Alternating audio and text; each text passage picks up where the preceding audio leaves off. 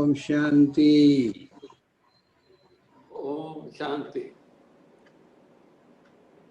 Doctor Banarasi भाई साहब और राज दीदी, आप दोनों का बहुत बहुत स्वागत है। Thank you.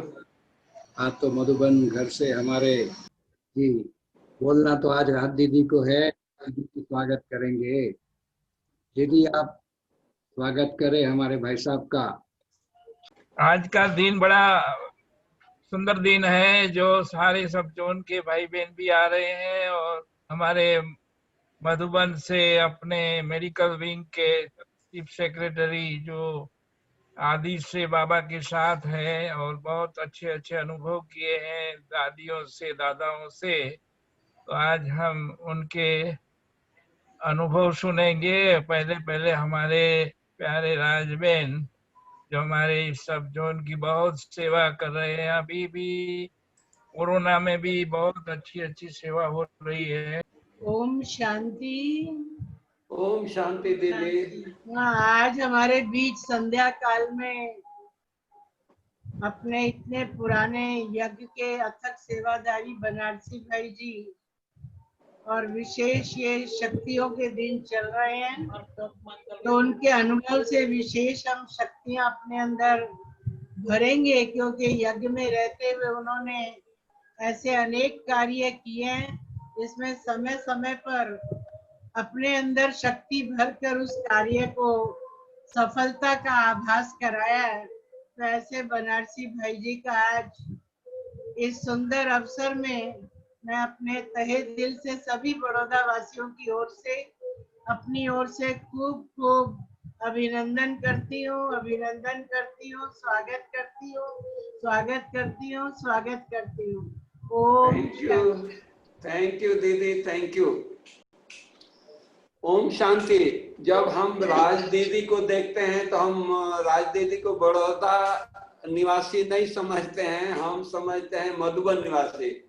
जब ये दिल्ली से आए थे तो दीदी, दादी, मोहिनी बहन तीनों मिल करके कैसे प्यार से सजा करके इनको बड़ौदा भेजा, वो मेरी आंखों के सामने की बात है। तो वो सीन याद आ जाता है, दीदी, दादी, मोहिनी बहन और राज दीदी। तो हमको कितने लकी हैं, आए थोड़े दिन के लिए और इतना अच्छी सेवा की है कि बड़ौदा वाले भाई बहनों ने इनको छोड़ा नहीं। और आज बाबा का नाम बड़ौदा में ही नहीं, पूरे गुजरात में नहीं, पूरे विश्व में, क्योंकि बड़ौदा से काफी भाई बहन विदेश में रहते हैं, तो विदेश तक राज दीदी का सेवा का पार्ट है और बाबा ने बनाया है। तो हम बहुत बहुत राज दीदी को तथा इनके सेवा साथियों को और हम अपने मेडिकल विंग के फाउंडर फादर जयंत भाई को हम भूल नहीं सकते हैं, उनको भी, चंपा बहन को भी हम बहुत बहुत मधुबन की तरफ से, दादियों की तरफ से, अपने निर्भय भाई की तरफ से, सभी के तरफ से बहुत बहुत शुक्रिया अदा कर रहा हूँ, आप सबका थैंक्स कर रहा हूँ। अब हाथ खड़ा करके स्वागत कीजिए। स्वागत कर रहा हूँ आप लोगों का, मधुबन की तरफ से स्वागत कर रहा हूँ बड़ौदा में आकर के। हम भी कर रहे हैं आपका। Thank you. तो आज आप लोगों ने चांस दिया है अनुभव सुनाने का। 50 साल का अनुभव 1 घंटा में सुनाना है, ये तो बाबा ही सुनाएगा। लेकिन हम शुरू करते हैं कि सबसे पहले हम 70 में आए मधुबन, और आए तो 8 दिन के लिए, लेकिन 15-20 दिन रुक गए, जाने का दिल नहीं करे। सब इतना जैसे कि यही हमारा परिवार है, लेकिन जाना तो था ही था, क्योंकि मेडिकल स्टूडेंट थे, पढ़ाई पढ़ रहे थे। तो दादी जी ने कहा कि नहीं, पढ़ाई पूरा करके फिर आओ। तो मैं गया, लेकिन मन छोड़ करके गया, मन से नहीं गया। और मधुबन से गया तो इतना मधुबन की आकर्षण खिंचावट की जा रहे हैं, लेकिन मन मधुबन में छोड़ के जा रहे हैं। आंसू आ रही है, लेकिन जाने का दिल नहीं है, लेकिन फिर भी नियम है तो जाना ही है, श्रीमत है तो जाना ही है। गए और हम सबको लौकिक में फादर को, मदर को, सबको बोल दिया कि हम, आप लोग मुझे डॉक्टरी पढ़ा रहे हो तो ये नहीं सोचना कि हम आप लोगों के पास रह करके कमाएंगे और आप लोगों के ये करेंगे, नहीं, हम सेवा करेंगे। क्या सेवा करेंगे वो उनको नहीं बताया। हम बोला कि डॉक्टरी पास करके हम समाज की सेवा करेंगे। फादर बहुत बड़े दिल के थे, तो उन्होंने कहा कि हमारा फर्ज है पढ़ा देना, आगे आपका जो फर्ज है वो करते रहना, लेकिन आप पढ़ाई पहले पूरा करो। तो हम पूरा 72 में पूरा करके फाइनल ईयर के एग्जाम दे करके सीधी मधुबन में आया। तो उन दिनों में दादी दीदी, थोड़ा सा छोटा सा परिवार था, गिनती के परिवार था, लेकिन बहुत प्यारा परिवार, बहुत आकर्षण, बहुत रूहानियत, बहुत प्रेम, जिसको हम शब्दों में वर्णन नहीं कर सकते। तो क्या हुआ कि दीदी ने एक मीटिंग बुलाई और दीदी ने कहा कि जहां बाबा का भंडारा है, भोग बनता है, वहां अज्ञानी कोई जा नहीं सकता उस भंडारे में। अज्ञानी भंडारे में नहीं आएगा तो फिर सफाई करनी है, तो उसका ये करना है, कौन करेगा? फिर हम लोगों को ही ड्यूटी दी गई। तो मेरे को ड्यूटी दिया दीदी ने। तो मैं बहुत खुशी से, मैं भी उतना ही उमंग उत्साह से, भगवान के भंडारे को हमको सफाई की ड्यूटी मिली है, पूजा लगाने की ड्यूटी मिली है, तो उतना ही उमंग से, वाह मेरा भाग्य, जहां बाबा का भोग बन रहा है, ब्रह्मा भोजन बन रही है, उस स्थान की सफाई करने की मुझे दीदी ने ड्यूटी दिया है। ऐसा नहीं कि मैं डॉक्टर हूं और कैसे सफाई करूं, कैसे, कभी लौकिक घर में झाड़ू उठाया नहीं है, लेकिन यहाँ वो याद नहीं आया कि हम लौकिक में क्या किया और क्या नहीं किया, लेकिन बड़े उमंग से हम वो ड्यूटी कर रहे थे।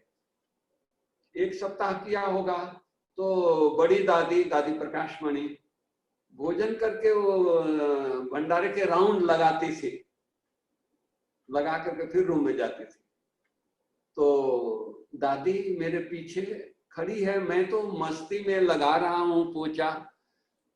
तो दादी 1-2 मिनट खड़ी होकर के देखा कि इसका ध्यान अपना ही सेवा में है, तो पूछी कि क्या कर रहे हो बनारसी, क्या कर रहे हो?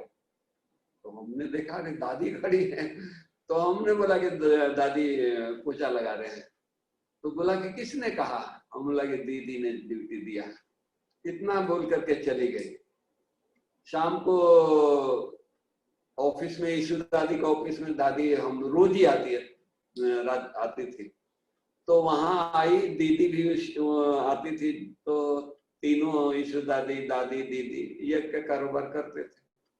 तो दादी ने दीदी को कहा कि दीदी बनारसी को आपने पोछा लगाने को लिए दिया है, वो डॉक्टर है। तो दीदी ने कहा कि मुझे थोड़ी पता है, या उसने थोड़ी मेरे को बताया है, हमने सेवा दे दिया। तो दीदी मेरे को बुलाई, इधर आओ।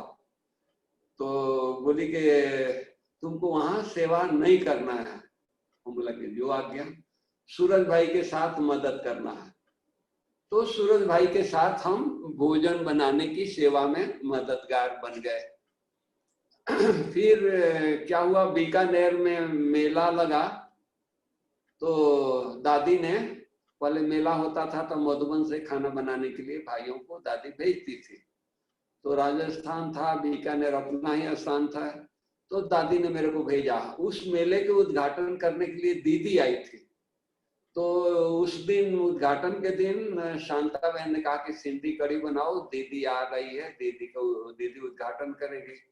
सिंधी कढ़ी और भोजन जो उन्होंने कहा था बनाया। तो सिंधी कढ़ी इतना अच्छा बना कि दीदी को बहुत पसंद आया, और मधुबन में लौट के गई, मधुबन में समाचार सुनाई, तो सारा टाइम सिंधी कढ़ी का महिमा किया। तो दादी मेरे को कहती है कि तुमने कैसा सिंधी कढ़ी बनाया कि दीदी आकर के सारा टाइम सिंधी कढ़ी की महिमा किया, मेरे को बना के खिलाना। हमने जी दादी। तो इस तरह से भंडारे की ड्यूटी मिली। एक भाई पेशेंट डिपार्टमेंट शुरू से अलग होता था, तो पेशेंट का भोजन अलग बनता था, बिना नमक, किसी को कुछ किसी को कुछ। तो वो चला गया, तो फिर दादी ने कहा कि आप पेशेंट डिपार्टमेंट संभालोगे? हम बोला कि जी दादी। तो सूरज भाई के पास से निकल करके पेशेंट के भोजन बनाने की ड्यूटी मिली। वो पेशेंट का भोजन बनाने की ड्यूटी पहले, अभी जो टेलीफोन एक्सचेंज है पांडव भवन का, उसके सामने बरामदा है, तो उस बरामदे में ही एक रूम है, अभी भी रूम है, तो वहां हमारे को पेशेंट का भोजन बनता था। और जहाँ टेलीफोन एक्सचेंज है उसके पीछे जो स्टोर है, तो उस स्टोर में बड़ा किचन था, यहाँ छोटा किचन था। तो यही छोटा था, पहले वो भंडारा नहीं था जो आप लोग अभी आकर के देखते हैं, वो कुछ नहीं था। 72 की बात कर रहा हूँ। तो फिर क्या हुआ कि भोजन, पेशेंट का भोजन बना करके शाम को फ्री होते थे, तो दादा आनंद किशोर के साथ म्यूजियम जाते थे। तो म्यूजियम समझा करके आ रहे थे, तो दादा बोलता है, बिहारी बाबू तुम खाता है और ये सेवा करता है, और तुम जो सीखा है उसका यूज नहीं करता है। हम बोला कि दादा कहाँ करें? तो दादा ने कहा कि तुम यहाँ बैठो, और हम बोला कि कहाँ बैठेंगे? तो दादा एक स्टूल जिसको चढ़ करके कुछ अलमारी से निकालते हैं, वो एक स्टूल अपने रूम से दिया। उन दिनों में कुर्सी का जमाना नहीं था, 72 में। एक कुर्सी, बाबा का कुर्सी यादगार ईशु दादी के ऑफिस में होता था, ईशु दादी का एक कुर्सी होता था, दादी के लिए कुर्सी होता था। मैंने कहने का भाव था कि बेगरी पार्ट थी, इतनी साधन नहीं थे, लेकिन खुशी बहुत थी, एक रूहानियत बहुत थी, एक अपनापन बहुत था, एक प्यार यज्ञ से बहुत था। आज भी है, ऐसा नहीं है कि आज नहीं है। तो वो प्यार क्या कर रहे हैं वो कुछ पता नहीं लग रहा था, चाहे पोछा लगा रहे हैं, खाना बना रहे हैं, क्या कर रहे हैं कुछ पता नहीं। नशा था, एक अलौकिक नशा अलग ही था। फिर दादा ने कहा कि मैं बैठने के लिए स्टूल देता हूं, तो दादा स्टूल दिया। और उन दिनों में दादा विश्व रतन हमारे मेडिकल संभालते थे। वो डॉक्टर नहीं थे, कहीं मेडिकल कॉलेज में नहीं गए थे, कहीं हॉस्पिटल में किसी डॉक्टर के पास काम नहीं किए थे, लेकिन उनकी एक योग का पावर, इंजेक्शन भी बहुत अच्छा लगाते थे, दवाइयां भी। जयंत भाई जैसे लोग जाकर के उनको सिखा दिए कि दादा बुखार हो तो ये दे दो, दर्द हो तो ये दे दो, फलाना हो तो ये दे दो, तो दादा उस तरह से छोटी मोटी चीजें दिया करते थे, डिस्पेंसरी संभालते थे। तो हम जाकर के बैठे थे, एक होम्योपैथी बॉक्स इतना छोटा सा था, टेबल कुछ नहीं था, कुर्सी कुछ नहीं था, तो वो स्टूल पर बैठ करके और पांव पर वो बॉक्स खोल करके लोगों को दवाई देते थे। उन दिनों में बाप दादा, अव्यक्त बाप दादा आते थे, तो छोटा परिवार था, तो एक एक भाई बहनों से 10 मिनट 15 मिनट बाबा मिलते थे, बात करते थे। तो टीचर्स बहनें आती थी, तो वो सेंटर का समाचार बाबा को सुना दिया, सेवा समाचार सुना दिया। अब अपनी तबीयत की भी बारे में बाबा को सुनाती थी कि बाबा मुझे पेट में दर्द है, गैस है, फलाना बीमारी है, ये है वो है। तो बाबा सुन के बोलते थे कि तुम यहाँ जाकर के होम्योपैथी दवा लो, ठीक हो जाओगे। तो दूसरे दिन सुबह में आकर बहन बोलती है कि बाबा ने मेरे को भेजा है, आप मेरे को होम्योपैथी दवा दो। तो मेरे को और नशा चढ़ा कि भाई देखो, साधु संत जो जंगलों में होते हैं, मंदिरों में बैठते हैं, वो लोग राख उठा कर देते हैं, वो भभूत बोलते हैं, हमारे तरफ पता नहीं गुजरात में क्या बोलते हैं। तो वो भभूत राख से उनकी बीमारी दूर हो जाती है। हमारे पास तो डायरेक्ट भगवान भेज रहा है, तो जरूर वो शक्ति उनका ही होगा। तो बाबा की याद में देते थे, लोग ठीक हो जाते थे। तो धीरे धीरे क्या हुआ कि बाजार में भी पब्लिसिटी हो गई, ब्रह्मा कुमारी में होम्योपैथी डॉक्टर बहुत अच्छा है। तो सीआरपी के लोग आने लगे, आर्मी के आने लगे, बाजार के बनिए लोग आने लगे। तो एक दिन की बात है, दीदी दादी बैठी थी वहां निर्भय भाई का ऑफिस के आगे, धूप लेने के लिए, सर्दी का दिन था, तो क्लास मुरली सुनकर आकर थोड़ी देर बैठी थी।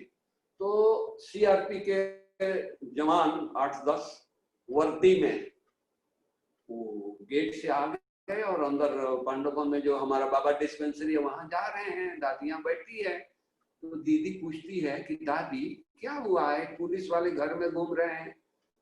तो दादी ने कहा कि दीदी ये पुलिस वाले क्या है, माउंट में होम्योपैथी दवाई नहीं है तो ये बनारसी के पास आए हैं होम्योपैथी दवाई लेने के लिए।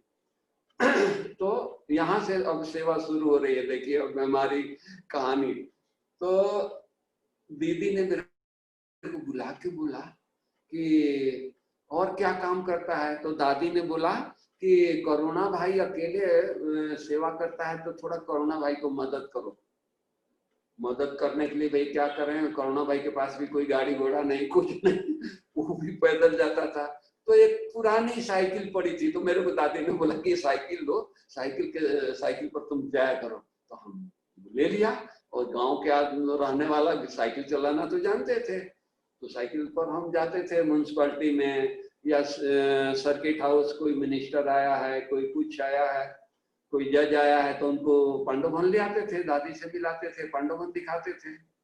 तो एक बार कई बार ऐसे बात हुआ कि मिनिस्टर बोला कि आपकी गाड़ी कहाँ है। हम बोला कि सर हम पीछे से, यहाँ से एकदम नजदीक हमारा सामने पांडवभवन है, हम नीचे से जाते हैं, आप आगे से गाड़ी लेकर के आइए। बोला कि नहीं नहीं हम कहाँ ये करेंगे, आप मेरे गाड़ी में आगे बैठो।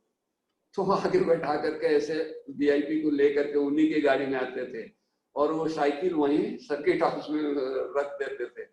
फिर उनको समझा करके दादी से मिला करके उनको विदाई दे करके फिर सर्किट हाउस जा करके अपनी साइकिल ले आते थे। तो इस तरह से 83 तक हमने सेवा किया और खाना भी बनाया।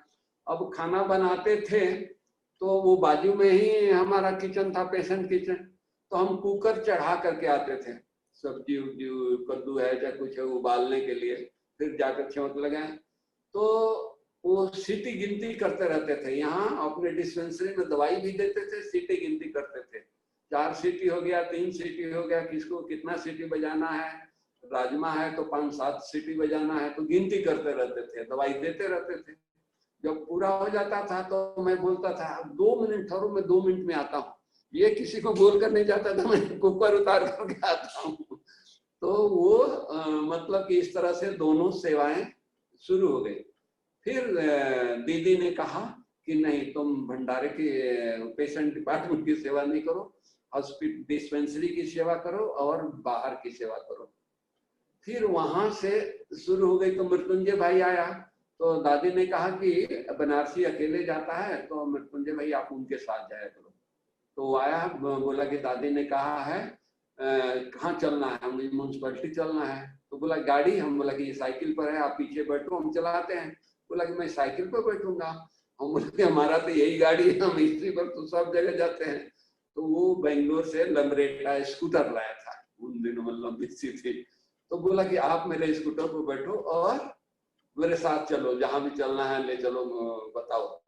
तो हम मृत्युंजय भाई के स्कूटर पर सेवा करने के लिए जाते थे और मृत्युंजय भाई ने स्कूटर सिखाया। तो दादी स्कूटर चलाते देखा, बहुत हंसी। तो दिल्ली के कोई भाई दादी को पुरानी स्कूटर देने आया यज्ञ में। तो मेरे को दादी बुला करके बोलती है कि ये स्कूटर की चाबी लो और तुम अभी साइकिल छोड़ को स्कूटर से जाना। देखिए कैसे, तब तक 75 तक 74 तक कोई गाड़ी नहीं था। एक ट्रक था जो भोपाल भाई सामान ले आते थे, ले जाते थे। बैल गाड़ी था जो सामान स्टेशन से आता था या बस स्टैंड से आता था। बस स्टैंड से हम लोग पैदल आते थे पार्टियां, उन दिनों की बात कर रहा हूँ। फिर शील दादी ने बॉम्बे से एक पुरानी फिएट ले आई दिया, तो निर्भय भाई चलाते थे, दादी को कहाँ इधर उधर ले जाते थे। तब तक दादी, दीदी, बाबा, एक आईदान था टैक्सी, उसका फिक्स किया हुआ था, वो आता था दीदी दादी को वो ले जाता था। मैंने इतना सिंपल हमारा बाबा का यज्ञ था। फिर मृत्युंजय भाई ने मेरे को स्कूटर सिखाया कि भाई रोज तुमको हमको चलाना पड़ता है, तुम भी सीख लो। तो सिखाया, स्कूटर मिल गई, तो वहां से शुरुआत हुई। फिर धीरे धीरे बाजार वालों को सबको पता लगा, तो बाबा ने वहां से फ्री करते गया। फिर जयंत भाई 84-85 में एक मीटिंग किया, याद होगा, तो मेडिकल विंग की पहली मीटिंग मैं समझता हूँ कि वो हुई थी, और 6-8 भाई बहने आए थे, डॉक्टर आए थे, जिसमें मेहदी रत्ता भी थे, दिल्ली के बड़े डॉक्टर। और फिर से वहां से विंग का काम शुरू हुआ। तो दादी ने कहा जयंत भाई को कि जयंत भाई बनारसी कोई विंग में नहीं लाना। क्यों भाई? या तो इसके पास बहुत काम है, वो विंग में आएगा तो और काम ये हो जाएगा। तो फिर रमेश भाई ने जयंत भाई को बोला कि इसको कैसे भी इसको साथ रखोगे तो ये सबको जानता है, मधुबन का कारोबार आपका बड़ा इजी हो जाएगा। तो जयंत भाई मेरे को धीरे धीरे जवाबदारी देते गए और हम सेवाएं करते गए। तो कब सेवा करते थे? दिन में तो सुबह शाम हॉस्पिटल का सेवा करते थे, उसके बाद पेशेंट डिपार्टमेंट का सेवा करते थे, बाहर के सेवा करते थे। तो रात को 10 बजे के बाद सब सोने चले जाते था, तो मैं ऑफिस में जाकर के मेडिकल विंग ऑफिस में लेटर लिखता था। उन दिनों में ईशु दादी से पोस्ट कार्ड मिलता था, अंतरदेशी इनलैंड लेटर भी नहीं मिलता था, और इनवेलप का तो जमाना ही नहीं था, क्योंकि उसमें पैसा लगता था, 25 पैसा या कुछ लगता था, 5 नया पैसा का पोस्ट कार्ड मिलता था, तो हम पोस्ट कार्ड लिखते थे। तो दादी अपने रूम में जा रही थी रात को 10 बजे, तो देखी कि लाइट जल रहा है, तो मेरे ऑफिस में आ गई। तो बोली क्या कर रहा है? हमें दादी लेटर लिख रहे हैं फलाने डॉक्टर को। बोला कि अच्छा ठीक, बोल करके चली गई। तो ऐसे सेवा शुरू हुई, लेकिन एक उमंग था, उत्साह था, लगन थी, और ऐसे सेवा करते करते बाबा ने ये फ्री किया सब जगह से। कहीं से हमने ये नहीं कहा कि हमको ये चाहिए, नहीं, कुछ नहीं चाहिए, सेवा चाहिए, जो ड्यूटी मिलता था। तो एक दिन की बात है कि हम लोग शाम के टाइम, काम नहीं होता था, तो हम लोग बाबा के पहाड़ी पर योग करने गए। सारे मधुबन के काफी भाई थे, तो सबको योग के बाद एक ही संकल्प चला कि ये सन्यासियों की सेवा होनी चाहिए। तो हम लौकिक में मैं सन्यासियों के पास जाता आता रहता था, तो सभी ने कहा कि कौन करेगा, ये संकल्प तो सबका एक है। तो कोई हाथ नहीं उठाया, तो मैं धीरे से उठाया, नया था। तो बोले कि अच्छा तुम करेगा? हमने जरूर। तो उस दिन से, अब कब करें, तो दोपहर को खाना वाना बना करके खा करके 12 बजे, और जाता था जंगलों में, गुफाओं में, नदी लेक के किनारे किनारे। तो वो लोगों के पास जाता था, वो तो बहुत संस्था से भरे हुए थे, बाबा के लिए, मम्मा के लिए बहुत उल्टी सुलटी बातें करते थे। मैं चुप सुनता था। जब वो उल्टी सुलटी बातें करके थक जाते थे, तो हम कहते थे स्वामी जी आप कभी पांडव भवन गए हैं? तो नहीं, मैं मार खाने जाऊंगा, वहां हमारे को पकड़ करके मारेंगे लोग। तो हम बोला कि इतनी बातें आप जो कह दिया, कैसे कहा? और तो लोग आके सुना के जाते हैं। हम बोला कि स्वामी जी आप इतने बड़े संत हैं, महात्मा हैं, और सुनी सुनाई बातों पर आप विश्वास करते हैं। तो सोचने लगा, बोला कि फिर क्या करूं, लोग सुनाते हैं तो हम विश्वास तो करना ही पड़ेगा। हम बोला कि आप चलिए मेरे साथ, आप देखिए, अगर कुछ आपको लगता है तो आप भले कुछ करिए। तो इस तरह से मैं मिलता था। एक दिन की बात है कि मिल करके 2:30 बजे सेवा करके 2:30-3 बजे मैं जा रहा था, पांडव भवन आ रहा था। दीदी, दादी, ईशु दादी 2-2:30 बजे भोजन करके 100 कदम आती थी। इधर सुदर्शन के सामने जो नीचे ढाल है वहां तक आती थी। तो मैं वहां ढाल पर मिल गया। अब कहीं भागने की जगह नहीं है कि दीदी है सामने है, दादी सामने है। तो मैं मिल गया। दीदी पूछती है कहाँ से आ रहा है? हम बोला कि दीदी आज 1 महीना हो गया, 15 दिन हो गया, यहाँ योग कर रहे थे बाबा के पहाड़ी पर। तो सब भाइयों को संकल्प चला कि सन्यासियों की सेवा करनी चाहिए। तो सबने मिल करके मेरे को कहा कि आप करो। तो मैं उस दिन से जाता हूँ। तो दीदी बोली कि तुमने मेरे को बताया नहीं। तो मेरे को पसीना निकलने लगा। तो हम बोला कि सॉरी दीदी, गलती हो गई है। तो दीदी बोली कि अच्छा क्या सेवा करता है? तो हम दीदी को बोला कि हम जाते हैं और लोगों को उनके पास जाते हैं तो बहुत भरे हुए हैं, बाबा के लिए, मम्मा के लिए, यज्ञ के लिए बहुत नेगेटिव बातें करते हैं।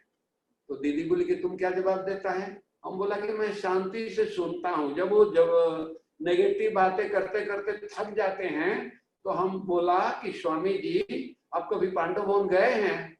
तो नहीं, हम मार खाने जाऊंगा। तो दीदी बोली कि आप उन लोगों को ला सकते हो? हम बोला कि हाँ वो लोग तैयार हैं, उन लोगों को कहते हैं तो कहते हैं तुम्हारे साथ चलूंगा, अकेले नहीं जाऊंगा। तो दीदी बोली कि दादी भी थी, दीदी बोली कि ठीक है, रक्षाबंधन पर ले आओ, त्योहार का दिन है, संत लोग हैं। तो दीदी दादी उनकी बहुत खातिरी किया। मेडिटेशन हॉल में, मेडिटेशन हॉल तब बन गया था, गर्म पानी ठंडा पानी का जग रख दिया, लोग आए उनको दिखा करके और टेबल कुर्सी लगा करके, टेबल कुर्सी नहीं नीचे ही बिछा करके, और बहुत प्यार से ब्रह्मा भोजन खिलाया, सब बहुत खुश होकर के खाए। और फिर दादी दीदी लास्ट में सौगात भी दिया। एक गोवर्धन भाई करके होते थे एक सेठ, तो वो आए थे, तो उनको दादी ने कहा कि ये महात्मा लोग हैं, इनको दांत घिसाई चाहिए, मैंने कुछ दक्षिणा भी चाहिए। तो उन्होंने कहा कि दादी मैं दे देता हूँ। तो उन्होंने अपने जेब से सबको खर्ची भी दिया। दादी ने कंबल, फ्रूट, ये वो सब बहुत खुश हुए, बहुत खुश हुए। 150 महात्मा आए थे, 150। दादी ने गाड़ियां दिया, सब कुछ दिया और 150 महात्माओं को इकट्ठा किया था। तब से दादी ने कहा, दीदी ने कहा कि आप अब ये भी सेवा छोड़ो भंडारे की, आप अब यही सेवा करो। तब से वहां से सेवा शुरू हुई। तो दादी के साथ बहुत नजदीकी था, क्योंकि पेशेंट की सेवा करते थे।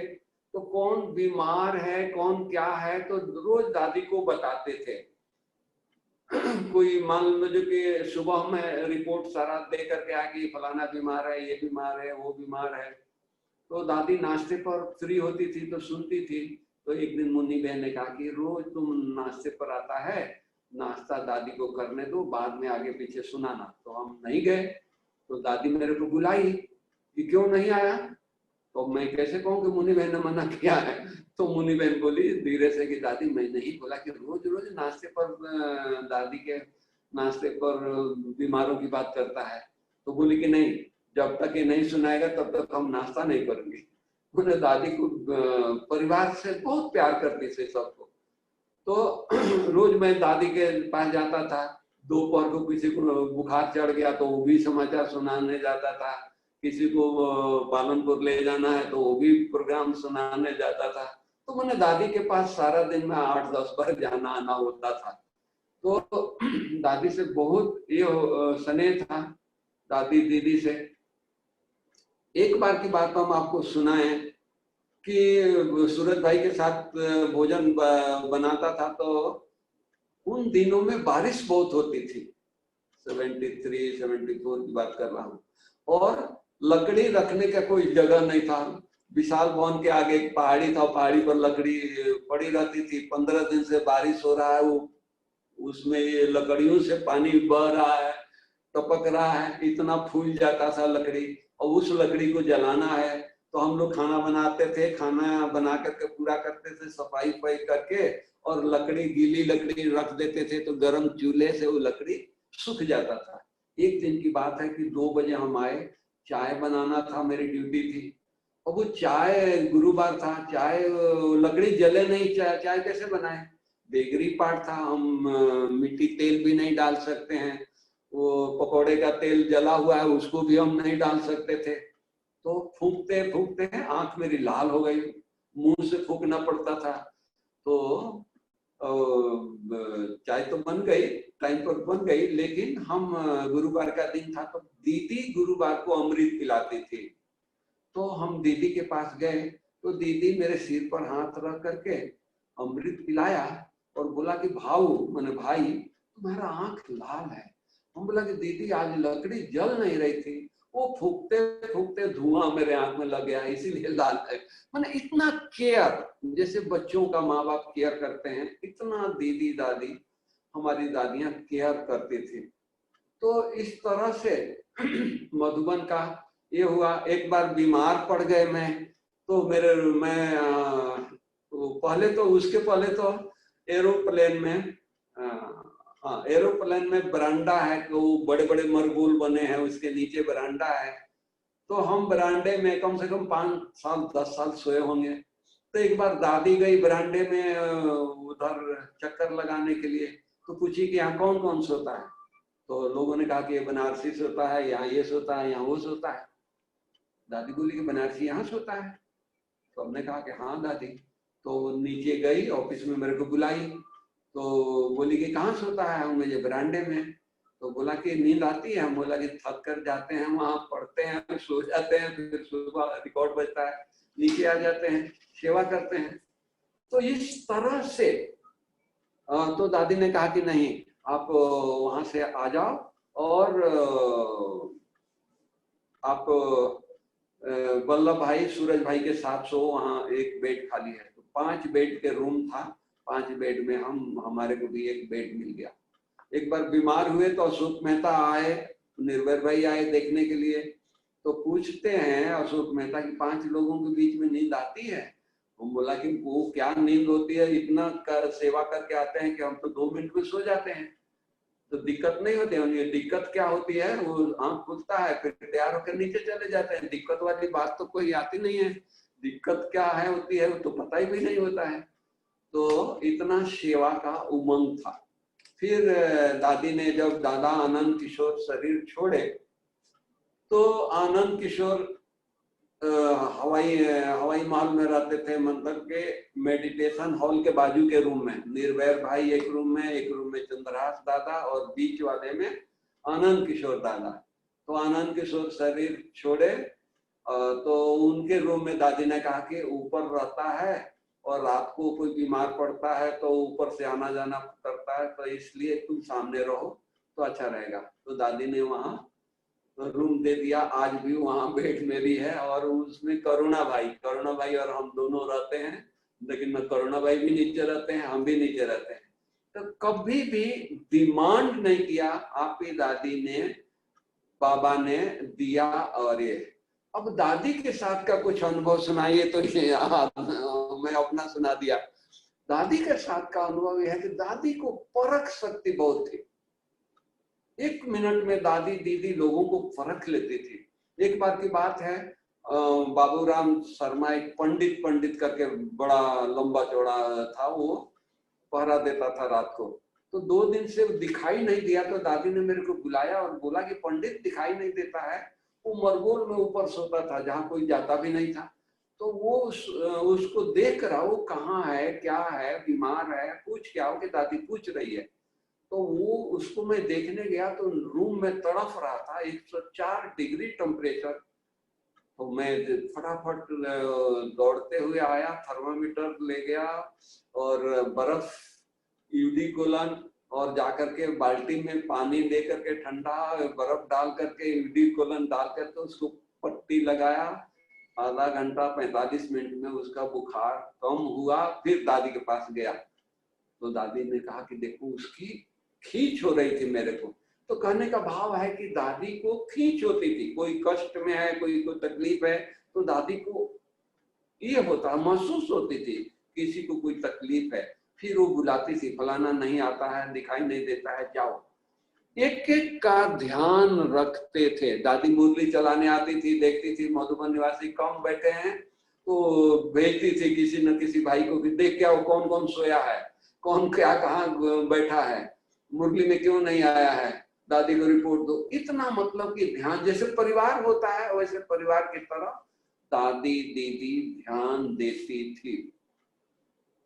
दूसरी बात आपको ये सुनाऊं कि दादी सेवा के लिए बहुत, दादी को उमंग था, विजन आता था दादी को। तो यहाँ एक बार की बात है कि रात को 12 बजे बाबा आए थे और 2 बजे विदाई ले रहे थे। तो दादी को बोला कि दादी इतने बच्चे बढ़ रहे हैं, आपको ख्याल नहीं चलता है कि मधुबन को कुछ जमीन मकान लेना चाहिए।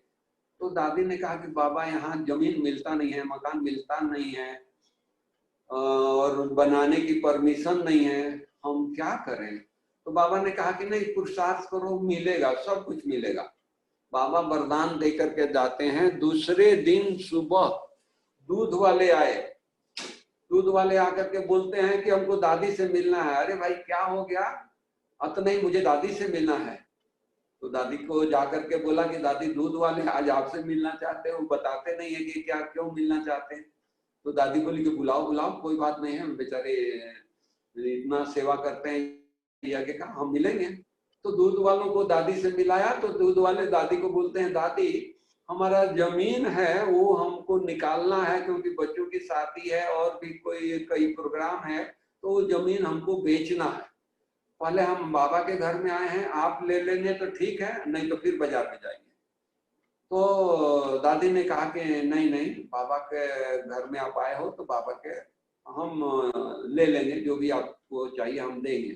तो दादी हम लोगों को भेजी जमीन देखने के लिए। मैं, बल्लभ भाई, 2-3 भाई हम लोग गए। तो जमीन देखा तो समझ में नहीं आए, इतना गड्ढा, इतना खंडहर, इतना ये था, कंटीली झाड़ियां थी।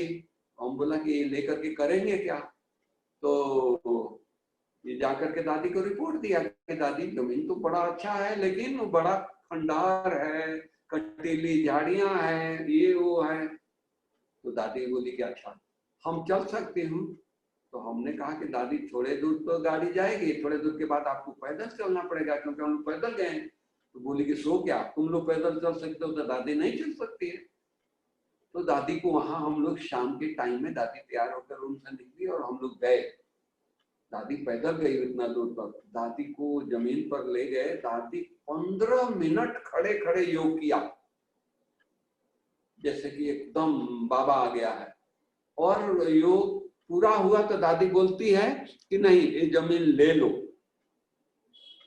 कभी दादी ने किया पता नहीं क्या होगा, कैसे होगा, क्या होगा, नहीं, दादी कही कि गरीब हैं, ये दे रहे हैं, ले लो। फिर उनसे सौदा करके दूसरे दिन रजिस्ट्री हो गया। अभी इतना बड़ा लैंड, वो नियम नहीं था पहाड़ी तोड़ना है, कुछ तोड़ना है, अब उसको नक्शा कौन पास करे? पहले तो एग्रीकल्चर लैंड था, एग्रीकल्चर को नॉन एग्रीकल्चर में कैसे बदली करें? तो उन दिनों में भैरव सिंह शेखावत चीफ मिनिस्टर था, उसका अपना लैंड एग्रीकल्चर से नॉन एग्रीकल्चर में कन्वर्ट करना था। तो उसने अनाउंसमेंट किया कि 8 दिन के लिए जिसको भी एग्रीकल्चर लैंड को नॉन एग्रीकल्चर में कन्वर्ट करना है वो करा सकता है।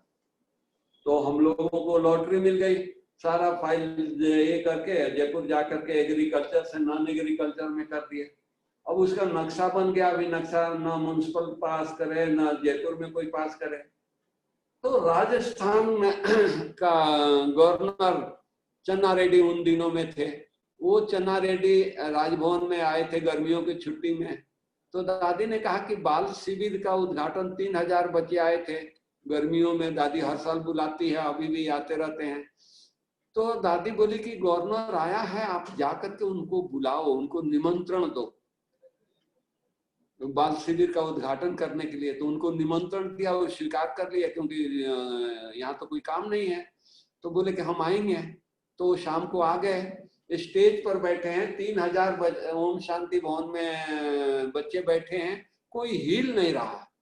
तो गवर्नर दादी के कान में पूछते हैं कि दादी आपने क्या किया है कि बच्चे हिल नहीं रहे हैं? बच्चे तो चंचल होते हैं, तूफान मचाते हैं। तो दादी ने उनको कहा कि साहब ये योग करते हैं, मेडिटेशन करते हैं। तो चौंक गया, बोला कि मेडिटेशन क्या होता है? तो दादी वहीं बैठे बैठे कान में उनको सुना दिया कि मैं आत्मा हूँ, परमात्मा को याद करना यही मेडिटेशन है। तो बोला कि मैं भी करूंगा। तो बोली कि 7 दिन का कोर्स है। तो बोला कि 7 दिन में आऊंगा। तो दादी ने कहा कि आप गवर्नर रोज आएंगे तो बाजार वाले कहेंगे पता नहीं ब्रह्मा कुमारी में क्या हो गया, रोज गवर्नर जाता है, क्या चेकिंग चल रही है। तो आप को हम 2 बहनें भेजेंगे, राजभवन में वो कोर्स कराएंगे। तो हमारी सीलू बहन, उषा बहन ये जाकर के कोर्स कराती थी।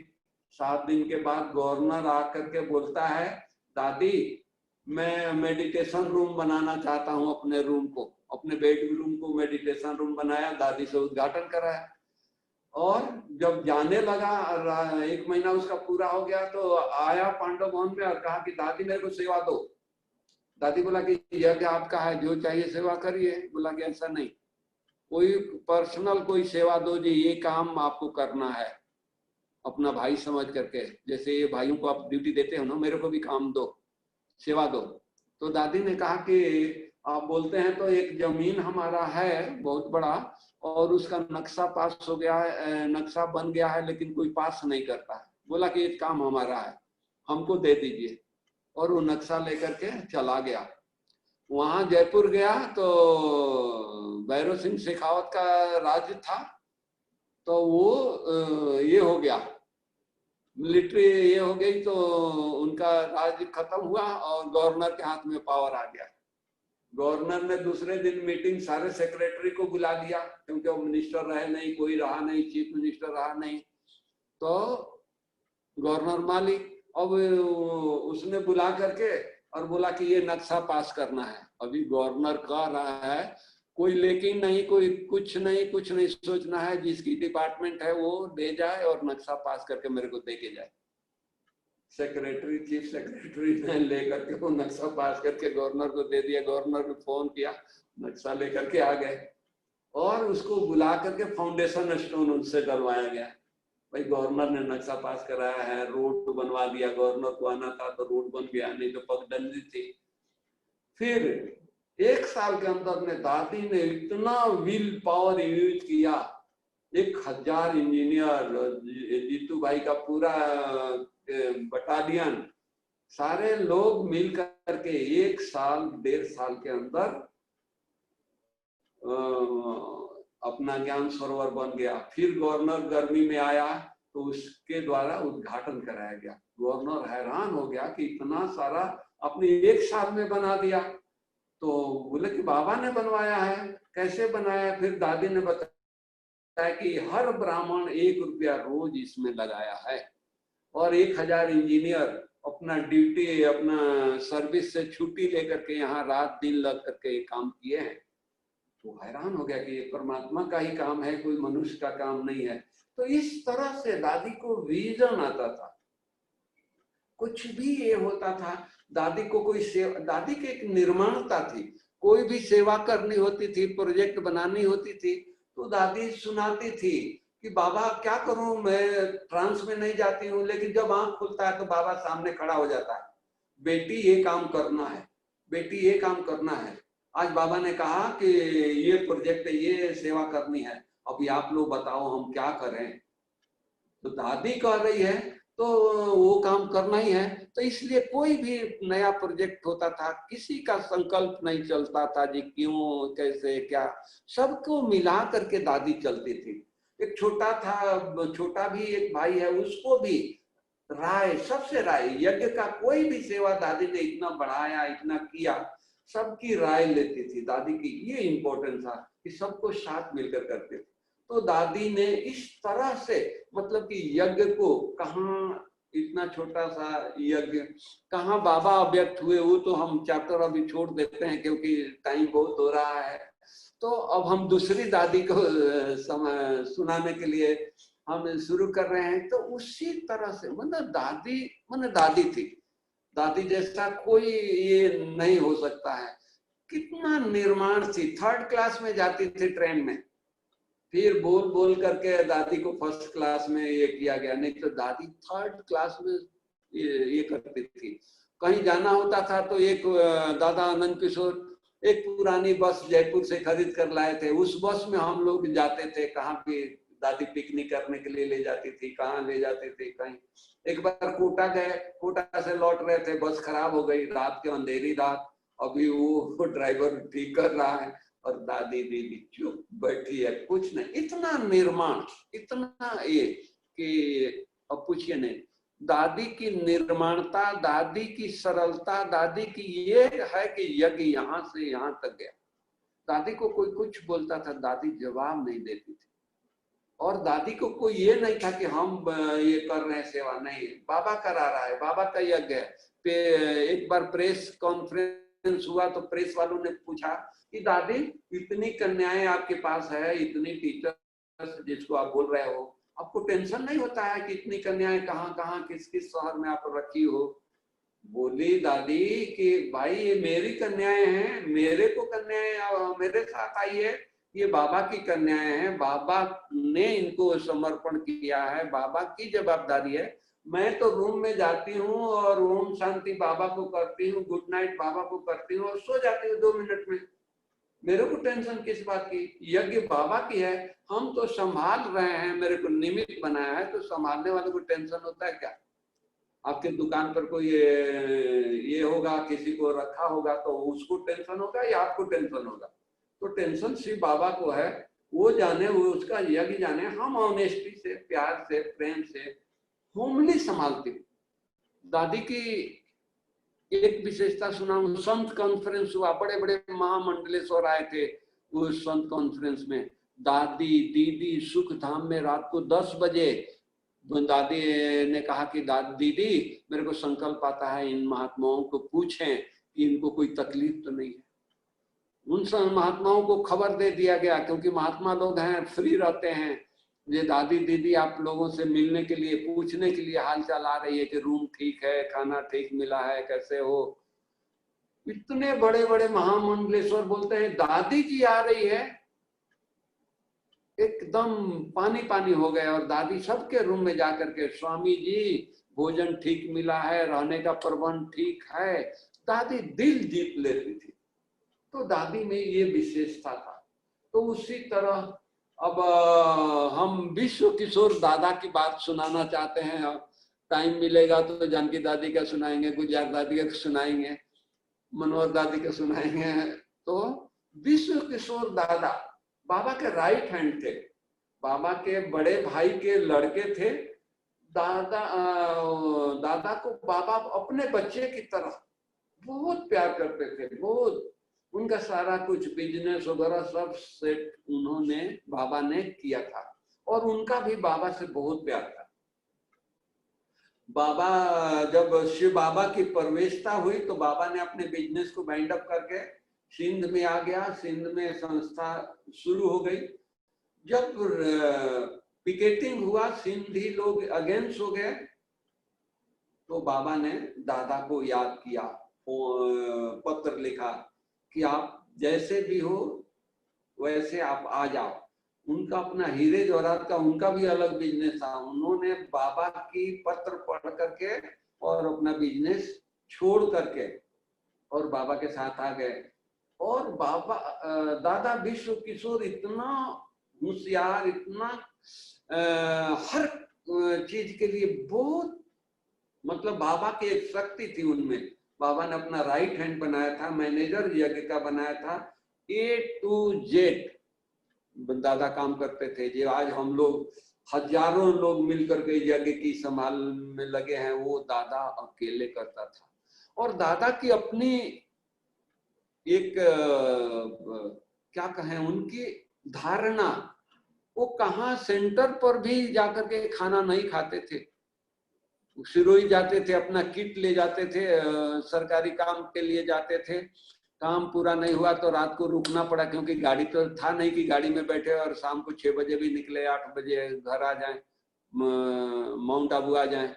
बस में आना था, बस शाम को चलती नहीं थी, तो वहाँ धर्मशाला में रुक करके और ठहर करके अपना भोजन अपने हाथ से बनाते थे, खाते थे। माने दादा का किट अपने साथ रहता था, इतने धारणा में पक्के थे। शिफ्ट संस्था को दादा ने कराची से इंडिया में लाए, एक पैसा खर्चा नहीं करने दिया। एक अल्पीन तक मुसलमानों ने रखा नहीं, बल्कि वो सरकार की मदद से, सरकार की खर्चे से स्टीमर में दादा ने सारे शिफ्ट कराया। इकोनॉमी का इतना अवतार था दादा कि वो कौन सी चीज कहाँ इकोनॉमी में मिलती है। एक बार क्या हुआ कि स्टीमर आ रही थी, स्टीमर में होल हो गया या कुछ पानी भर गया तो सामान सब गीला हो गया, तो तेल साबुन भी गीला हो गया। तो ऑप्शन हुआ, दादा ने उस ऑप्शन को ले लिया, बहुत चीप रेट में मिला। तो दादी सुनाती थी, बड़ी दादी, कि लॉक्स से, स्नान के साबुन से हम लोग कपड़े धुलाई करते थे। इतना साबुन आ गया, इतना साबुन आ गया, फ्री में उन्होंने दे दिया, ये ले जाओ आप संस्था में जाकर के यूज करो। सब भाई बहन यूज करें। तो इतना आ गया कि सब स्नान के साबुन से कपड़े धुलाई होती थी, इतना मैंने बाबा ने पाला था। बाबा ने जैसे गुलजार दादी क्लास पहले कराती थी, हम लोग मिलते थे तो सुनाती थी कि हम लोग छोटे छोटे बच्चों को बोर्डिंग बना तो बाबा इतना प्यार से पालते थे जैसे अपने बच्चों को पाल रहा। बाबा को विजन था कि ये बच्चे जाकर के ये सेवा करेंगे। तो दादा सब यज्ञ की संभाल करता था। मैंने बाबा का कोई संकल्प न चले, बाबा को कोई तकलीफ न हो, इतना अटेंशन दादा विश्व किशोर रखते थे। जब उनको प्रोस्टेट की तकलीफ थी, उनकी युगल संतरी दादी लौकिक, जब शिव बाबा की प्रवेशता नहीं थी तब की बात सुना रहा हूँ। संतरी दादी उनके परिवार में ही रहती थी कि बड़े भाई के लड़के थे, ज्वाइंट फैमिली था। तो संतरी दादी को वो नेचुरली घर में बहू आएगी तो सिर को ढक करके ही काम करेगी। तो बाबा ने यशोदा मैया को बुला करके कहा कि नहीं, ये संतरू, बाबा ने उसका नाम संतरू रखा अज्ञान काल में, क्योंकि बड़े रईस फैमिली के वो दादी थी और बहुत सुंदर, संतरे की तरह छोटी कद और बहुत मतलब कि बहुत। तो बाबा ने कहा कि ये बहू नहीं है, इस घर की बेटी है। और संतरी दादी को बुलाकर कहा कि आज से सिर ढक करके तुमको नहीं चलना, बेटी की तरह रहो, जैसे हमारी ये बेटियां रहती है वैसे ही, जैसे तुम भी एक हमारे बेटी हो। तो इस तरह से बाबा मतलब कि बड़ा फ्राक दिल से सबको ये रखते थे। तो जहां भी बाबा श्रीनगर गए, जहां गए, संतरी दादी साथ में जाती थी, क्योंकि वो ट्रांस में जाती थी। सारा ट्रांस का पार्ट दादी का था। जब बाबा अव्यक्त हुए तो 19 तारीख को बाबा आए, तो संतरी दादी भोग लेकर के ट्रांस में गई और उनके तन में बाबा आ गया, शिव बाबा। और शिव बाबा ने सारा डायरेक्शन दिया कि ये बॉडी को, बाबा के रथ को कैसे कैसे कहाँ क्या करना है, कैसे तैयार करना है, कैसे कहाँ ये करना है, शांति स्तंभ कैसे ये करना है। सारा पहला पधरामणी इस सृष्टि पर शिव बाबा का, ब्रह्मा बाबा के बाद दूसरा रथ संतरी दादी थी। फिर 21 तारीख को भोग लगा तो दादी ने कहा कि देखो भाई, हम बाबा के अंग संग रहे हैं, कोई संदेश आएगा तो लोगों को शक चलेगा कि ये तो अंग संग रही है तो अपनी बातें सुना रही है। गुलजार दादी ठीक है, वो दूर रहती हैं, दूर उनका वो भी ये वही ठीक है। देखिए इतना बड़ा भगवान ने रथ डायरेक्ट चुना, उसको स्वीकार न करके दादी को उन्होंने ये बनाया। और 21 जनवरी को बाबा उनके रथ में आए। वो कहानी अलग है, वो चैप्टर अलग है, ये रह जाएगा।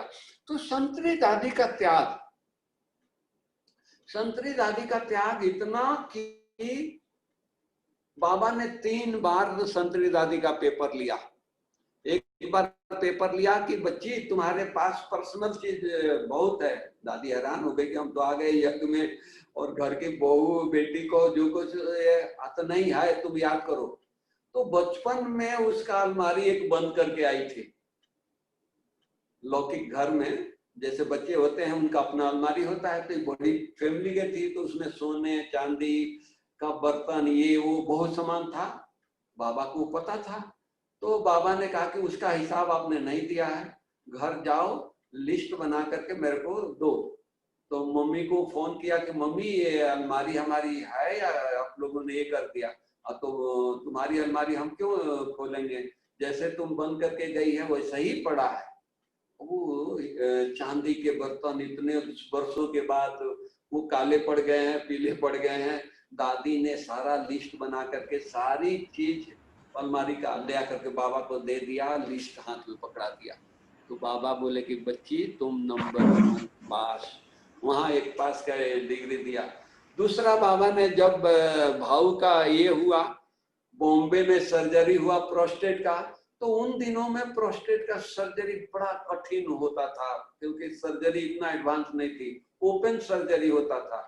आज तो लेजर से सर्जरी कर देते हैं और दूसरे दिन छुट्टी देते हैं, घर चले जाओ। तो भाऊ का ऑपरेशन हुआ तो भाऊ को बहुत दर्द होता था। भाऊ को विजन आ गया था कि अब मैं बचने वाला नहीं हूँ। बाबा से छुट्टी लिया तो एक फोटो, बाबा को कहा कि बाबा एक फोटो आपके साथ में खिंचवाना चाहता हूँ। तो एक ही फोटो बाबा के साथ है और बाबा को नहीं बोला, लेकिन उनको टचिंग हो गया। तो ऑपरेशन के बाद उनको बहुत दर्द होता था। तो दादी, प्रकाश मणि दादी वो रहती थी वहां, तो दादी फोन करती थी कि भाऊ को नींद नहीं आया है, बहुत दर्द है। तो बाबा रात को जाग करके शकाश देते थे और दादा सोते थे। फिर 2-3 दिन के बाद तो दादा ने शरीर छोड़ दिया। तो संतरी दादी वहां थी, बुला लिया था कि दादा के ऑपरेशन है, आप आ जाओ। संतरी दादी सब कुछ देखा, लेकिन जरा भी, जैसे कि मेरा लौकिक पति है या ये है, कुछ नहीं। यज्ञ में भी रही तो किसी को ये वासना नहीं हुआ कि इनके युगल है, या ये उनको वासना हुआ कि मेरे लौकिक पति। इतना डिटेल, इतना न्यारे, इतना प्यारे। तो दादी ने उनका बड़ी दादी ने पूछा कि भाऊ शरीर छोड़ दिए हैं तो बाबा क्या करे, इनके शरीर को यहाँ लाएं। तो बाबा ने कहा कि मिट्टी को ला करके बच्ची क्या करोगी, वहीं संस्कार कर दो। तो उस दिन बाबा ने नाश्ता नहीं किया, दोपहर को खाना नहीं खाया। जब संस्कार हो गया, दादी ने फोन किया कि संस्कार हो गया, अभी शाम को भोग लग रहा है। तो पांडव उनको धुलाई करा करके भोग बनवाया, बाबा भोग लगाया और फिर स्वीकार किया। इतना बाबा को प्यार था। तो वो फोटो वगैरह लेकर के शील दादी, संतरी दादी, ये सब दादियां आए। मनोहर दादी, तो मनोहर दादी थोड़ा बोलने करने में ये थी, तो बोला कि बाबा को जाकर के हम दिखाऊं, सुनाऊं। तो बाबा ने बोला कि ये भाऊ का फोटो है। तो बाबा बहुत सीरियस हो गए और बोले कि नहीं दिखाना है, और किसी को भी नहीं दिखाना है, नोटिस बोर्ड पर भी नहीं लगाना है। संतरी दादी सब सुन रही थी। अरे इतना आपका राइट हैंड हड्डी दर्जी की तरह ये दिया है, ऑनेस्टी और ये सब कुछ। तो वहां भी संतरी दादी कुछ नहीं बोली। उनके चेहरे पर जरा भी कोई शिकल पर या अंतर नहीं पड़ा कि बाबा ने अंतिम फोटो भी नहीं देख रहा है। तो बाबा ने दूसरा सर्टिफिकेट दिया कि देखो ये बच्ची पास हो गई। एक और सर्टिफिकेट बाबा ने दिया। तो कहने का भाव, वो दादी इतने अच्छी फैमिली के दादी, और जब ये दिल्ली में 3 बहनों को बाबा ने सेवा पर भेजा, संतरी दादी, मनोहर दादी, गंगे दादी। मनोहर दादी का नाम था हरि, उनका लौकिक नाम था हरि, और गंगे दादी का शुरू से गंगे दादी नाम। तो ये दोनों बहनें बहुत भाषण करने में बहुत होशियार। तो बाबा जब इन दोनों को देखते, इनकी दोनों को फ्रेंडशिप बहुत थी, तो बाबा इन दोनों को देखता था तो कहता था हर हर गंगे। जैसे गंगा तट पर जाकर के भगत लोग स्नान करते हैं तो हर हर गंगे करते थे, तो बाबा बोलते थे ये हमारे चैतन्य गंगे हैं, हर हर गंगे हैं। तो इनको तीनों को भेजा बाबा सेवा के लिए दिल्ली। पहली बार ये लोग निकले। तो जब ये सेवा करने के लिए ट्रेन में गए, दिल्ली स्टेशन पर उतर गए। अब कहाँ जाए स्टेशन पर, आज हम आते हैं स्टेशन पर तो रिसीव करने, बड़ौदा है तो जयंत भाई रिसीव करने आएंगे और भाई बहन आएंगे रिसीव करने के लिए। लेकिन वहां भी दिल्ली में कौन, कोई अपना है नहीं। तो ट्रेन से प्लेटफॉर्म पर उतर करके टीटी से, वो कुली से पूछा कि बाहर किधर से जाते हैं। तो उन्होंने बताया कि दीदी इधर से सामने चले जाओ। वो बाहर गए तो बाहर भी अपना कोई दिखाई ना दे, वो तो दिखाई दे। तो ऑटो वालों से पूछा कि भाई यहाँ कहीं धर्मशाला है। तो उन्होंने बताया कि धर्मशाला यहाँ नजदीक में ही है। तो धर्मशाला में जा करके वो लोग मैनेजर को मिले। तो उन्होंने बोला कि 2 दिन के लिए देते हैं, तीसरा दिन आपको खाली करना पड़ेगा। अच्छा 2 दिन के लिए भाई दे दो। 2 दिन के लिए वो धर्मशाला दिया, वहां तैयार होकर के सामान रख करके और वो लोग गए। उनके पास सामान क्या था, कुछ नहीं था। एक टीन का डब्बा था जिसमें आटा था, थोड़ी सी चावल था, दाल था, ये था वो था, मन जो भी उनका प्रॉपर्टी, एक टीन का डब्बा था। तो वो ये करके और वहां जमुना के तट पर चले गए। वहां जाकर के बोरी बिछा करके, इतनी रईस फैमिली के, जिनके सीढ़ियों पर गलीचे, जिनके घर में 36 में इनका बिजनेस जापान और हांगकांग और विदेश में था, उस परिवार की दादियां जरा भी मतलब निश्चय कहने का भाव, तो वहां जाके बोरी बिछा करके तपस्या में बैठी है। वो देख करके माताएं हैरान हो गई कि इनके चेहरे पर इतना रौनक है, दिव्यता है, कौन है। तो धीरे से आकर के पूछती, आप लोग कौन है? तो मनोहर दादी बोलते, हम माउंट आबू पहाड़ से आए हैं, हम सत्संग करने के लिए आए।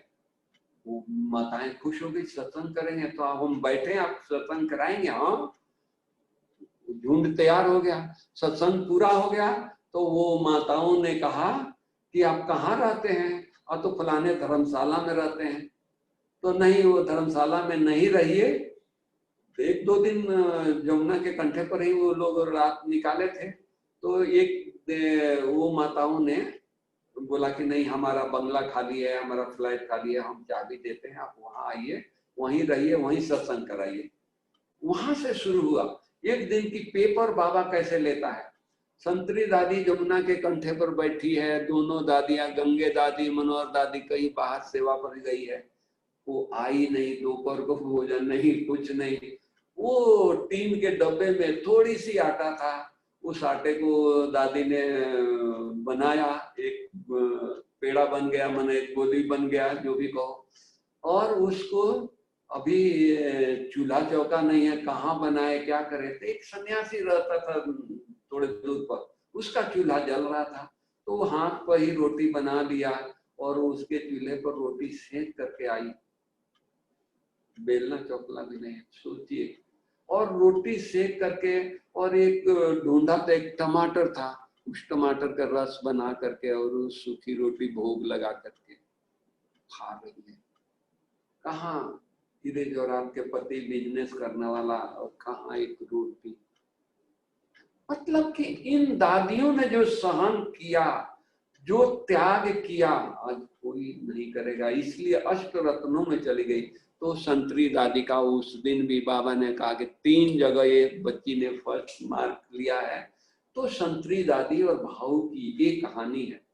अगर टाइम हो गया है, 5 मिनट दें तो हम गुलजार दादी की थोड़ी बात सुना दें कि गुलजार दादी, देखो गुलजार दादी 6-8 साल के थी तो आ गई यज्ञ में। बाबा ने उसको कैसे, ट्रांस का पार्ट था, वो तो लंबा हो जाएगा, सुनाएंगे तो। कैसे सेवा में गई वो सुनाना चाहते हैं। बहुत ये है, दिल को टच करने वाली बातें। गुलजार दादी और एक और बहन को बाबा ने सेवा पर भेजा, बच्ची सेवा पर जाना है। अरे भाई, हम तो सोचे थे कि बाबा को छोड़ करके हम कहीं जाएंगे नहीं। तो बाबा ने कहा कि देखो, नदी बहती है और सरोवर एक ही जगह, सरोवर में पानी होता है, तो सरोवर में मच्छर होते हैं, क्योंकि एक ही जगह रहता है, वो पानी बहता नहीं है। तो आप लोग मच्छर वाले सरोवर हो या बहने वाले नदी हो, तो कौन कहेगा कि मच्छर वाले हम हैं। तो मन को एक करके, देखिए बाबा बहुत प्यार से, अभी एक छोटे छोटे 14 साल के आयु में सिंधी ड्रेस, फराक और सलवार पहन करके बाबा ने सेवा पर भेज दिया। 3rd क्लास का टिकट दे दिया। अभी 3rd क्लास उन दिनों में तो कोई और क्लास ही नहीं था। तो वहां लोग बीड़ी पिए, ऐसे वैसे लोग बैठे थे। तो बड़ा स्टेशन पर उतर करके और स्टेशन मास्टर के पास दोनों बहनें चल गई। मैंने गुलजार दादी, उनके साथ दूसरी एक छोटी बहन थी, वो भी चली गई। क्यों? वहां जाकर के स्टेशन मास्टर को बोलती है, बाबू जी वहां हम बैठे हैं, वहां लोग बीड़ी पी रहे हैं, वहां बदबू है, गंदगी है, वहां तो मेरे से बैठा भी नहीं जाता है, हम रात को कैसे वहां सोएंगे। तो बोला, वो देख करके, इनके चेहरे को देख करके इतना दिव्यता, इतने चेहरे पर रौनक, और ये बाबूजी कर रही है। तो गार्ड को बुलाया, नहीं, फिर उसने बोला कि फिर क्या करें हम, तो कहीं हम मेरे को अच्छी जगह दे दीजिए ताकि हम बहने आराम से दिल्ली तक पहुंच जाए। तो वो स्टेशन मास्टर ने टीटी को बुला करके अपने जेब से पैसा दिया कि इनको 1st क्लास में ट्रांसफर कर दो, मेरे से पैसा लो। रूहानियत, सेवा। तो दादा दादी को और गुजर दादी को और वो बहन को 2 सीट खाली था, उनको फर्स्ट क्लास में टीटी स्टेशन मास्टर के पैसे से वो लोग वहां गए, वहां उतर गए लखनऊ। अभी लखनऊ में जाएं तो कहाँ जाएं, वही कहानी, धर्मशाला में गए। अभी धर्मशाला में 2 दिन रुके तो लोग तो आते ही हैं मिलने के लिए, तो उन्होंने कहा कि दादी यहाँ सेवा धर्मशाला में होगी नहीं, इससे तो अच्छा है कि आप चीफ मिनिस्टर के पास जाइए, वहाँ क्वार्टर्स उनके हाथ में बहुत है, एमएलए क्वार्टर्स बहुत है, नए नए क्वार्टर्स बने हैं। तो बोले कि अच्छा। तो वो दूसरे दिन तैयार होकर चीफ मिनिस्टर के बंगलों पर चले गए। बहुत सारे लोग बैठे थे चीफ मिनिस्टर से मिलने के लिए, तो ये लोग भी जाकर के एक अलग बैठ गए, दोनों बहनें। चीफ मिनिस्टर जब आया तो इनके ऊपर नजर गई, क्योंकि सारे भाई भाई थे, ये 2 कन्याएं थी, तो इनके पास सीधा आ गया, आप बहनें, आप बच्चियां क्यों आई हो यहाँ, क्या तकलीफ आपको हो गई? तो बाबूजी आपसे मिलने आए हैं। बोलो क्या काम है? तो हम यहाँ योग सिखाएंगे, हमको आपका काम करेंगे, हमको अपना बंगला दे दीजिए, वो जो आपके पास क्वार्टर है वो दे दीजिए।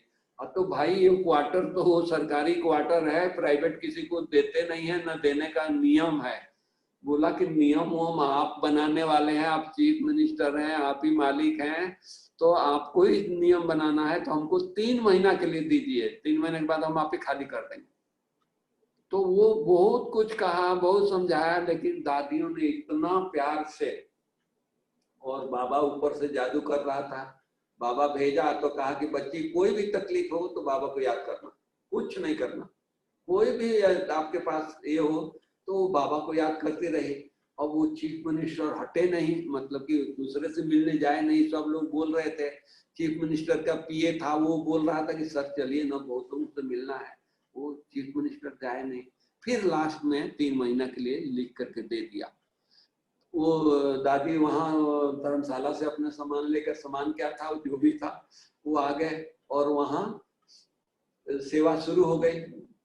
15 एमएलए कोर्स किए और मुरली सुनना शुरू किए। पहला सेवा 15 एमएलए, सोचिए। और फिर उसके बाद चीफ मिनिस्टर के घर में कोई बुजुर्ग थे, उनकी डेथ हो गई उन्हीं दिनों में, थोड़े दिन के बाद। तो उनके घर में लोगों का आना जाना बहुत हो गया, उनके रिश्तेदार और लोग, तो वो सारे लोग आश्रम पर आते थे बहने, और उनकी युगल कोर्स किया और क्लास करना शुरू कर दिया। तो युगल ने बहुत मदद किया। युगल ने बोला कि इधर उधर जाना नहीं है, 3 महीने के बाद ये खाली करा देगा आपके लिए, एक वहाँ बंगला खाली है, वो हम लेके देते हैं। तो वो उसके वाइफ ने वो बंगला दिया, चीफ मिनिस्टर के सामने ही, उनके क्वार्टर के सामने ही बंगला दिया, और वहाँ दादी सेंटर खोल दिया। और फिर 3 महीना हुआ तो फिर चली गई वहां, दूसरी बहनें रहना शुरू किया। तो ये है दादियों का त्याग, दादियों का ये कि कैसे कुछ नहीं था और दादियों ने जाकर के इतना त्याग तपस्या से सेवा शुरू कर दिया। ओके, ओम शांति। बाकी दादियों को बाद में सुनाएंगे, क्योंकि ये भागवत का कोई टाइम नहीं होता है। ओके जयंत भाई, पूरा करें। जयंत भाई, सुनाई देता है मेरी आवाज? सुनाई दिया भाई साहब आपको? हाँ, हाँ सुन रहा हूँ। अच्छा अच्छा, तो पूरा करें, क्योंकि फिर कभी टाइम देंगे तो और दादियों के बारे में सुनाएंगे। अच्छा, ऐसा कीजिए। हाँ भाई क्या कहते हैं आप? हैं?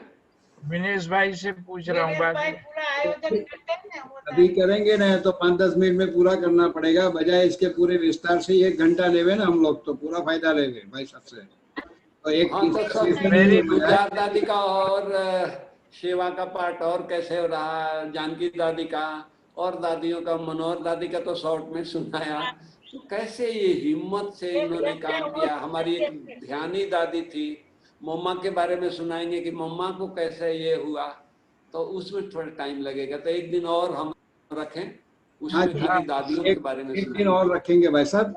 जरूर डेट जरूर आप डेट एडजस्ट करके दे दूंगा, तो वो जी, पूरा ही 1 घंटा रखे ना, तो सबको ज्यादा फायदा होगा।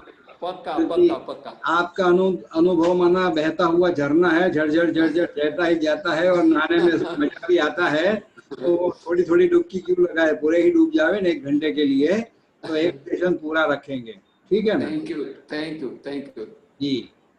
ओके बनारसी तो भाई, संतरी दादी को हमने भी देखा है, शुरू शुरू में संतरी दादी सौगात देती थी, जी मधुबन जी, में दूसरी दादी सौगात देती थी। एक ही दादी है संतरी दादी कि वो लास्ट में मधुबन कहा कि मैं मधुबन में रहूंगी, बाबा ने उसको कलकत्ता भेजा था तो कलकत्ता से आ गई, और सुबह उठ करके योग किया है और ट्रांस में गई, वहीं रह गई, आई नहीं। मैं रुक गई। हाँ कोई ये कष्ट नहीं, कोई कुछ नहीं, एक ही दादी संतरी है। इतना मतलब कि क्या वर्णन करें उनकी जीवन का, इतना बहुत स्वीट, निर्माण इतना प्यारे, है, बहुत ही निर्माण और प्यारे थे। बहुत बहुत, दोनों विश्व किशोर दादा और संतरी दादी। इसीलिए विश्व किशोर दादा का ये नशा था कि हम बाबा का मन नारायण का पहला बच्चा मैं बनूंगा, बाबा बोलता था। और सचमुच इतना उनके ये था कि वो जरूर आज सब में हमारे यज्ञ में नंबर 1, मामा बाबा तो है ही हैं, उनके बाद किसी का स्थान हुआ तो दादा का हुआ है, ऐसा मानते हैं। बाकी भी वो तो बाबा जाने किसका कहाँ स्थान है, वो तो दादी उनको भाई पता बहुत है। अच्छी कहानी सुना के हमको यज्ञ में ले गए, पुरानी बातें सुनाई। थैंक यू, आपने इतना टाइम दिया, ध्यान से सुना, इसके लिए थैंक्स। तो जरूर बाबा ले जाएगा ना यज्ञ में। सब सच्चे कुछ दादियों की कुर्बानी जब याद करते हैं तो आंखें भर जाती है। इतना कुर्बानी, इतना त्याग, इतनी बड़ी परिवार के लिए, खाना कुछ नहीं है फिर भी बड़ा उमंग में है। बाबा का इतना ये है, कुछ नहीं है यज्ञ में फिर भी बाबा नशे में है, तो ये बाबा का कमाल है। वो दिव्यता थी ना, मिनेश भाई बताते हैं, वो जी दिव्यता थी तो भव्यता आ गई। बिल्कुल। दिव्यता थी तो फिर अभी भव्यता आ गई है सारे ब्राह्मण परिवार को। बरोबर बरोबर। और ये बनारसी भाई का देखा कहाँ से कहाँ पहुंच गए। कहाँ पहले वरंडे में सोने का मिला, वो भी किया, और अब देखो कितना बड़ा महल महल बाबा ने दे दिया है। महल दे दिया। अच्छी अभी सेवा की भी ऊंची डिग्री दे दी, क्या क्या कर दिया बाबा ने। तो निमित जयंत बनारसी भाई है, निमित जयंत भाई है, मेडिकल विंग में खींचा और 4 चांद लगा। ये तो बाबा आपके पुरुषार्थ के आधार पर सब हो रहा है। ये तो निमित्त तो बाबा ही है सब बातों में। देखिए आपकी हिस्ट्री सुनकर सारे यज्ञ की चढ़ती कला की हिस्ट्री मिल गई, क्योंकि आपने एक एक बात में ऐसे कैसे हम आपकी भी चढ़ती कला और यज्ञ की भी चढ़ती कला। जैसे वहां पहले गाड़ी भी नहीं थी, साइकिल थी, साइकिल से अभी तो कारों की ढेर हो गई है। तो ये सब चढ़ती कला आपके साथ साथ सारे यज्ञ की भी चढ़ती कला का हमको एहसास कराया। इसलिए बहुत बहुत धन्यवाद। आपकी थैंक यू नम्रता हमको नमा थैंक यू। देती है, आपकी नम्रता हमको नमाती है, क्योंकि इतने बड़े आप सब जानते हो भाई बहन कि अभी सारी मेडिकल विंग का जो सेक्रेटरी, चीफ सेक्रेटरी है ना अपने बनारसी भाई, तो कितनी सेवाएं होती रहती है। साथ में सारे यज्ञ की बड़े बड़े दादी दीदियों की संभाल करने का पार्ट भी वही करते हैं। तो ये पार्ट इतना अच्छा मिला है, जो इनकी बातें सुन के उनको याद करके हम हमारे भी नयन प्यार से भर जाते हैं कि वहाँ। और हमें खुशी होती है कि बनारसी भाई हमारे मित्र है। तो मित्र की नहीं, आपने बच्चों की तरह, अपने बच्चे की तरह आपने इतना सहयोग दिया, मित्र खींचा, होते पालना किया, ये कम बात है। चंपा बहन का वो हम भूल नहीं सकते, मोहिनी बहन के साथ आए थे गोत्री से, क्या खातिरी किया। वो दिन याद आते हैं, अभी तक याद आते हैं। तो बहुत अच्छा थैंक यू कार्यक्रम। दिनेश भाई, आपका बहुत बहुत शुक्रिया। शुक्रिया चांस तो हम दिया आपका है, और मानेंगे, आगे शुक्रिया तो चांस भाई देंगे साहब। तो हम और दादियों के बारे में सुनाएंगे। नहीं नहीं, क्यों नहीं, बिल्कुल बिल्कुल आप सुनाएंगे। शुक्रिया तो हमें आपका ही करना है, क्योंकि देखो आप कितने उमंग उत्साह से यज्ञ की बातें सुना रहे हैं, और आपको कितना आनंद आता है सुनाने में कि सबको ये सुनने को मिले, सब इससे लाभान्वित होवे। तो आपके जो मन के भाव है, तो आवाज के साथ साथ आपके मन के भाव भी हम सब तक पहुंचते हैं, और सुनने में आपको बड़ा आनंद आता है। वो कोई बात सुनी हुई भी हो तो और भी इसमें आनंद है। जैसे एक बार मुरली पढ़ते हो, दूसरी बार पढ़ो और मजा आता है, ऐसे आपकी बात सुनी हुई भी हो तो भी सुनने का बहुत लुत्फ मिलता है। तो ये आपकी विशेषता है। अच्छा, तो अभी आप मेडिटेशन कराएंगे और फिर छुट्टी लेंगे जी। ना?